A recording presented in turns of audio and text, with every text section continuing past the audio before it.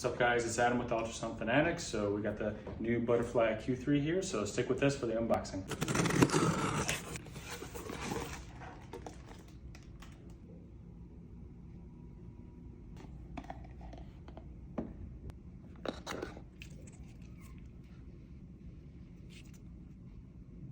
So right away you can see how slim and how much shorter the ultrasound probe is.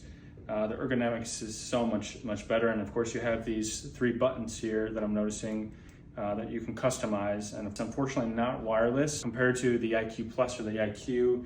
It's much easier, lighter weight, about 300 grams I believe for the iQ3. Feels much better in the hand.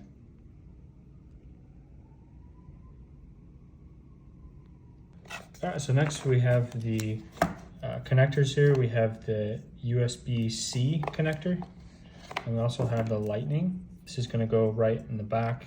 It's very modular, so it's going to click right in here.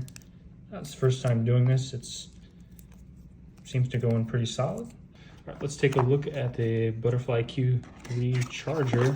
So it's a magnetic charger, you can see here, so it's going to clip right to the back.